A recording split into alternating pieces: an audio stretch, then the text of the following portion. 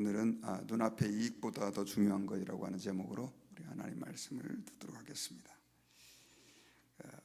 지금 미국에서 굉장히 중요한 땅 가운데 한 가지가 이 알래스카 땅입니다. 이 알래스카는 여러분이 아시는 것처럼 1867년에 미국이 러시아로부터 구매를 했습니다.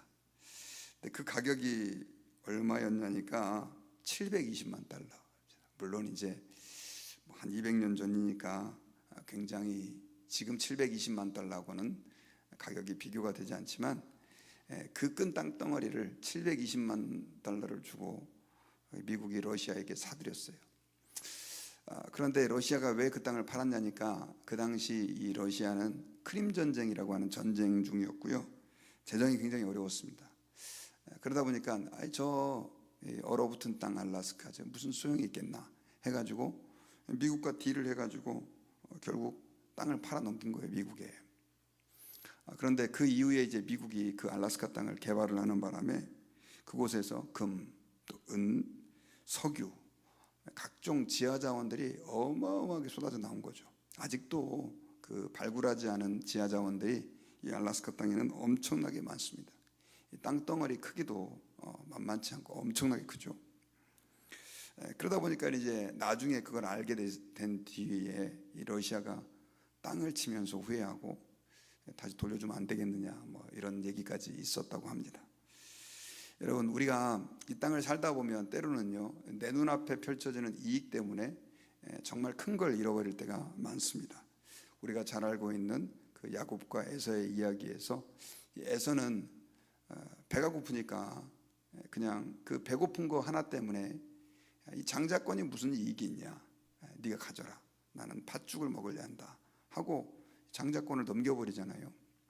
그리고 나서 그 팥죽으로 배를 채웠는데 실제로 장자권이 이제 야곱에게 넘어갑니다. 그러다 보니까 그때 뭐 땅을 치고 후회를 했었는데, 뭐 우리가 신앙생활할 때도 여러분 이런 일들이 많이 일어납니다. 솔로몬 같은 경우도 오늘 본문에 보면 그가 그렇게 하나님 앞에 성전도 지어드리고 또 그 이스라엘 나라를 태평성대의 국가로 끌어가는데 그 과정에서 이런 비슷한 실수를 저지르게 됩니다. 어떤 실수냐면 성전과 왕궁을 20년 동안 이제 다 건축하기를 마치고 나서 이 솔로몬이 두로왕 히람에게 지금으로 말하면 이제 갈릴리죠. 지금도 갈릴리 지역이 있고 예수님이 살았던 지역이 고향이 갈릴리 땅이지 않습니까? 그쪽 지역을 히람한테 넘겨준 거예요.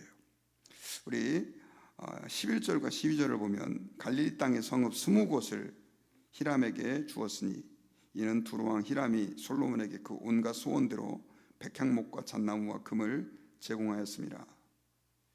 자, 이 갈릴리 지역에 있는 성읍 20곳을 히람에게 줬다. 이게 왜 히람에게 줬느냐? 여러분 아시다시피 솔로몬이 하나님의 성전을 건축할 때 주로 쓰였던 재료가 백향목과 잣나무입니다. 그리고 왕궁은 그 성전보다도 훨씬 규모가 크고 공사가 컸고요. 시간도 거의 2배 가까이 걸렸어요.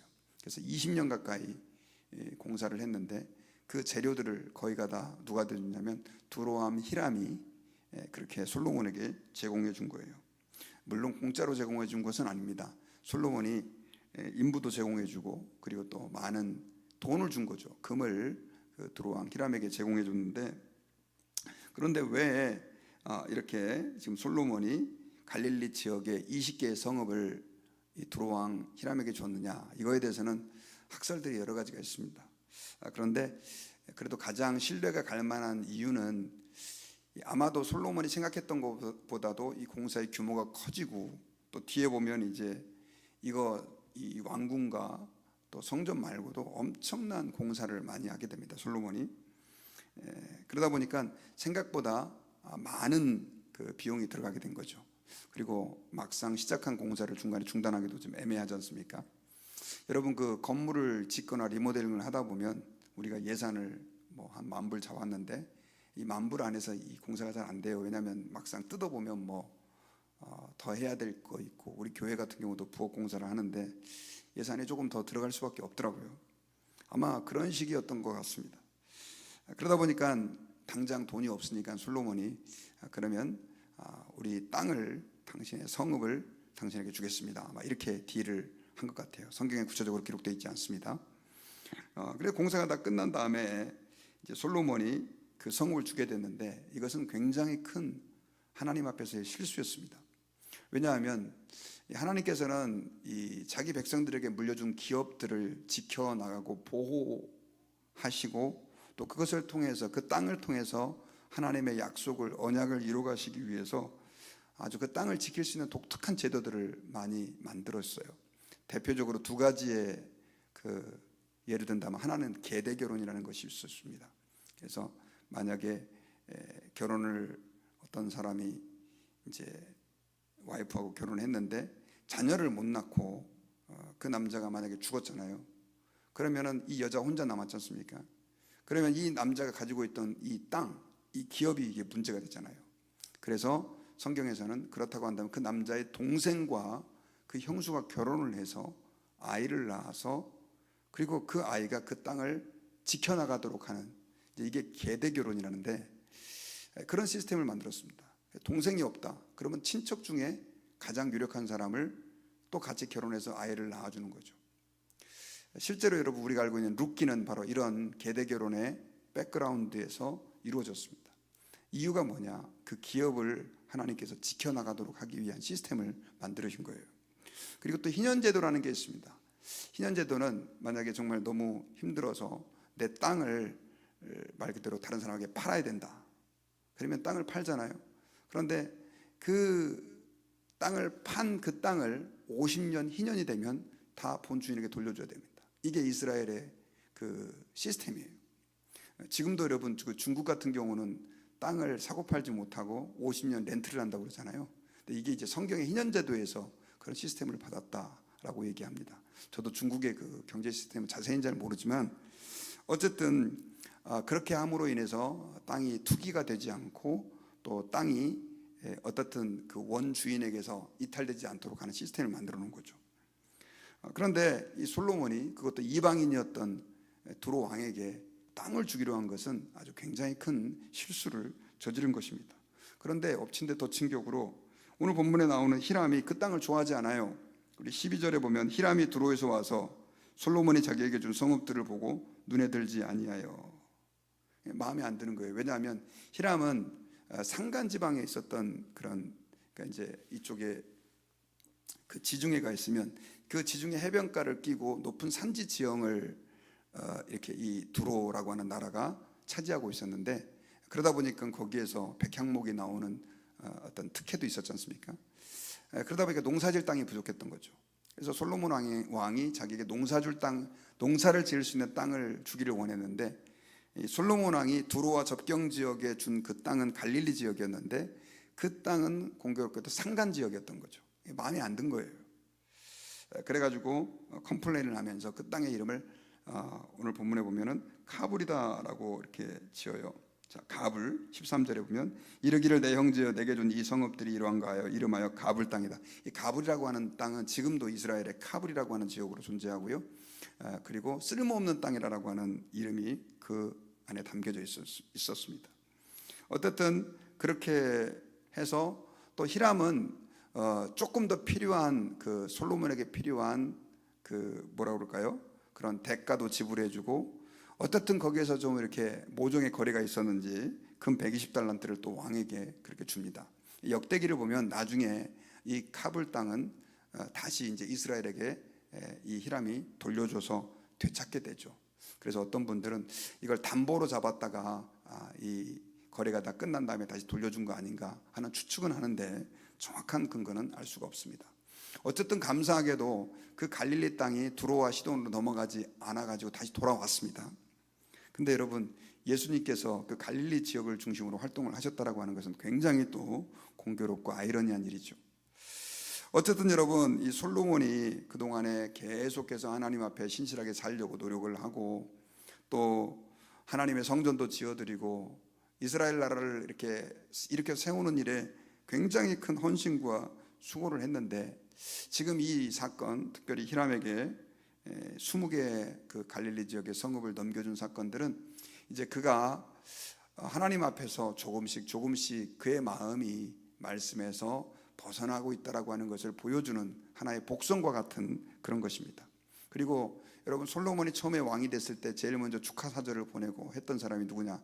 두루왕 히람 아닙니까? 그런데 그와의 관계도 이제 히람이 솔로몬이 준 성읍을 마음에 들어 하지 않음으로 인해 가지고 약간씩 금이 나고 가고 있는 것들을 우리는 오늘 본문을 통해서 볼 수가 있습니다. 그리고 이제 뒤에 15절부터 시작해서 28절까지는 그럼에도 불구하고 이제 솔로몬이 얼마만큼 놀라운 그 건설과 또 나라를 부강시키게 하는 일들을 했는지가 쫙 기록되어 있습니다. 그래서 15절에 보면은 성전과 왕궁과 밀로와 예루살렘 성과 하술과 무기또와 게셀을 건축을 하고, 그다음 또 뭐 이제 베토른, 뭐 밀로 이런 성들을 쭉쭉 건설을 했는데, 특별히 게셀이라고 하는 그 성읍은 이 솔로몬이 그 바로 왕의 딸과 정략 결혼을 하게 되는데, 그 바로 왕의 그 딸이 그 정략 결혼하는 과정에서 원래 이 게셀 지역은 여전히 여호수아에게 하나님께서 땅을 주셨지만 점령되지 않은 땅이었거든요. 그런데 아이러니하게도 애굽 왕이 그 게셀 지역을 쳐가지고, 이게 이제 이 이집트의 국경 지역에 있었거든요. 그 지역을 공격을 해서 그 땅을 뺏어가지고 그 솔로몬에게 일종의 그 딸을 그 솔로몬 왕과 결혼시키면서 솔로몬 왕에게 하나의 선물로 그렇게 준, 그래서 그 게셀 지역이 결국 이스라엘 땅으로 편입되면서 거기에다가도 이제 성을 건설하는 그런 내용들이 기록이 되어 있습니다. 그 얘기는 솔로몬이 엄청나게 말 그대로 강력한 국방력과 국력을 가지고 그렇게 성공적인 그런 왕으로서의 통치를 해나가고 있다라고 하는 것을 보여주는 내용입니다. 자, 이 뒷부분이 다 그런 건데, 뒤에 보면은 이제 에시온 게벨에서 거기에서 배를 만들고 또 뱃사공을 두루왕 히람에게 지원받아 가지고 무역을 해 가지고 금 420달란트를 가져오는 이야기들도 마찬가지입니다. 어쨌든 솔로몬은 지금 내용을 쭉 보면 굉장히 성공적인 왕으로서의 이 무역 또 건설들 이런 것들을 했지만, 지금 보면 이제 그가 하나님 앞에서 조금씩 실수를 하는 그런 모습들을 우리가 보게 됩니다. 우리가 신앙생활할 때 마찬가지입니다. 제가 어저께도 우리가 잘 될 때 좀 조심해야 된다. 솔로몬 왕이 그가 20년 동안 성전과 왕궁을 마쳤을 때 하나님께서 나타나셔가지고 그에게 말씀하셨다, 이런 얘기들을 여러분들과 함께 말씀을 통해서 나눴습니다. 그렇습니다. 아무리 우리가 잘 되고 이 땅 가운데에서 모든 것이 평안하고 외부적으로는 그렇게 성공적인 인생처럼 보인다 할지라도, 우리가 하나님의 말씀에서 조금씩 이탈하기 시작하면 마치 뚝이 터지는 것처럼 결국 그 뚝은 나중에 이제 무너져 버리지 않습니까? 우리의 신앙도 그렇게 될 수 있다라고 하는 사실을 기억하고, 작은 일, 또 작은 죄들, 또 작은 이탈들을 우리는 하나님 앞에서 좀 조심스럽게 여기고 긴장해야 된다라고 하는 것이죠. 실제로 여러분, 많은 하나님의 사람들이 이런 작은 실수 때문에 넘어지는 일들이 얼마나 많은지 모릅니다. 그리고 사단은 처음부터 그렇게 크게 그 사람들에게 악을 행하라고 그렇게 유혹하거나 미혹하지 않죠. 이 정도쯤은 괜찮지 않겠느냐라고 이렇게 미혹하면서 결국 그 사람으로 하여금 하나님을 떠나게 만들고 하나님을 벗어나게 만들고 큰 죄를 짓게 만드는 그런 과정으로 이끌어가는 것을 우리는 알 수가 있습니다. 여러분, 그 사단이 아담과 하와를 타락시킬 때 썼던 방법이 바로 이제 그런 방법이었었어요. 하와가 에덴 동산에서 선악과를 쳐다보고 있을 때 하나님께서 너희로 하여금 이 동산의 모든 나무 실과를 먹지 말라고 하시더냐라고 하는, 약간 하나님의 말씀을 틀어서 왜곡하며 질문을 하죠. 그러니까 이 뱀이, 이 하와가 뭐라고 얘기를 하냐면, 하나님이 다 먹으라고 했지만 이 동산 중앙에 있는 선악과의 이 나무는 하나님이 먹으면 죽을지도 모른다라고 했다라고 하는 식으로 대답을 합니다. 하나님은 반드시 죽는다고 그랬는데 이 하와는 하나님의 말씀을 약화시켜서 생각한 거죠. 그래가지고 이 뱀이 거짓말을 합니다. 그렇지 않다라고 얘기하고, 이걸 갖다 하와가 받아들이니까 이제 뭐라고 거짓말을 하게 되냐면, 하나님이 만약에 너희들이 이 선악과를 먹으면 눈이 밝아져서 하나님처럼 될까봐 못 먹게 한 거다라고 하는 노골적인 거짓말을 하게 되죠. 그리고 나서 그 선악과를 따먹게 만들고, 사실은 그것은 중간 단계였습니다. 더 본질적인 스텝은 뭐였느냐, 아담을 그 선악과를 먹게 하는 거였었어요. 그래서 그 하와를 통해서 결국 아담에게 선악과가 전해질 때 인류의 조상이었던 아담이 범죄하고 타락하게 됩니다.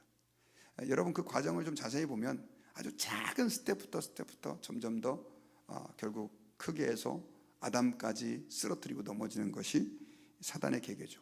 솔로몬도 마찬가지입니다. 오늘 본문에 이것이 큰 죄냐 아니냐 이거 가지고 이야기한다는 것이 좀 애매하지만, 어떻게 말하면 작은 것이지만, 나중에는 여러분 결국 솔로몬이 어떤 일들을 저지르게 되느냐, 그 이방 지역에서 온 그 와이프들이 원하니까 함께 그들과 가서 이방 신에게 분향을 해요. 말도 안 되는 짓을 하죠. 그뿐이 아니에요. 와이프들이 원하니까 그 이방 신들을 위한 신전까지 만들어줍니다. 공사를 잘하고 건축을 잘했던 왕이, 그래서 결국은 이 신전들이 이스라엘 백성들에게 남았을 뿐만이 아니라 나중에 퍼져나가기까지 하죠. 백성들을 타락시키게 되는 그런 계기가 된 것을 우리는 성경을 통해서 알 수 있습니다. 그러므로 여러분, 저와 여러분들이 이 땅을 살 때 우리는 한번 좀 신중하게 생각해 봐야 돼요. 내 눈앞에 이익을 위해서 작은 죄와 타협하는 것들, 하나님이 기뻐하시는 게 아닙니다. 그리고 그 작은 죄와 타협하는 것이 우리를 더 넘어뜨릴 수 있고 극단적인 타락으로 우리를 끌고 갈 수 있다는 사실을 우리가 기억하고, 사단이 우리의 삶 속에서 작은 죄들로 우리를 침투해 올 때 예수 이름으로 사탄아 물러가라라고 대적하고, 또 하나님 말씀으로 우리를 자꾸만 돌아가도록 격려하고 권고하는 그런 은혜가 저와 여러분들에게 있기를 주님의 이름으로 부탁드립니다. 저는 말씀의 결론을 맺겠습니다. 오늘 본문은 솔로몬 왕이 모든 성전 건축을 마치고 성읍 20개를, 갈릴리 지역에 있는 20개를 두로왕 히람에게 줬는데, 히람이 그 성읍을 마음에 들어하지 않아가지고 이름을 가불이다라고 지어서 쓸모없는 땅이다라고 명하면서 아주 불편해했던 그런 과정이 기록되어 있습니다. 솔로몬은 이 뒷부분에 보면 엄청난 공사와 또 나라를 부강하게 하는 무역으로 성공적인 왕처럼 보였지만, 그는 아주 작은 일부터 지금 이제 삐끗삐끗 하나님에게서 떠나가려고 하는 그런 모습들을 우리가 보게 됩니다. 이런 모습은 저와 여러분들에게도 중요한 교훈입니다. 이 땅에서 내가 성공적인 삶을 살고 신앙생활을 외적으로 잘한다 할지라도 작은 죄가 우리에게 침투해 들어올 때 우리는 그 죄 때문에 하나님 앞에서 큰 실수를 저지를 수 있다는 사실을 기억하고, 우리에게 작은 죄라도 들어오면 하나님 앞에 회개하고 또 그 죄에 대해서 좀 긴장하고 늘 말씀 안에 깨어있는, 그래서 승리하는 삶을 살아가는 저와 여러분들이 되시기를 주의 이름으로 축원합니다. 같이 기도하겠습니다.